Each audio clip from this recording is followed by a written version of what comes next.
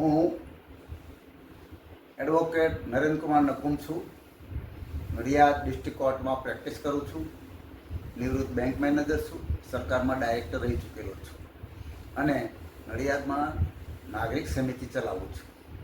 હવે વાત એવી છે કે નડિયાદના જે રેલવે સ્ટેશન ખાતે જે એટીએમ છે એ એટીએમની બાજુમાં અવારનવાર જે લોકો પૈસા લેવા જવાય અથવા તો કંઈ પણ કામે ગયા હોય તો એ બાજુમાં વાહનો પાર્ક કરે, સ્કૂટર વગેરે.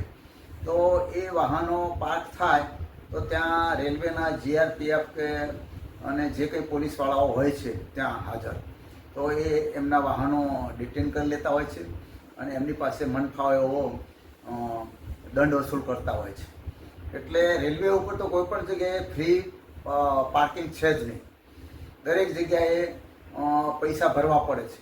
બાજુમાં જે પોસ્ટ ઓફિસની કામે જતા હોય એમને પણ 5 મિનિટ માટે કામ હોય તો પણ એમને 10 રૂપિયા બાજુમાં પાર્કિંગના આપવા પડે.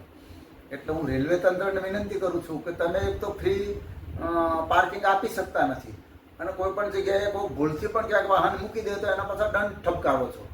તો રેલવે તંત્રને હું વિનંતી કરું છું કે તમારા પોલીસવાળા જે આવી રીતે હેરાન કરે છે એ હેરાન કરવાનું બંધ કરે, નહીંતર અમારે કંઈક કાયદેસર પગલાં ભરવાની ફરજ પડશે. અસ્તુ.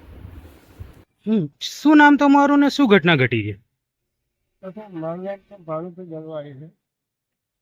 પોસ્ટના કામે અહીંયા આવ્યો તો સ્ટેશન પર, પણ પાર્કિંગનો એક બહુ મોટો પ્રશ્ન છે.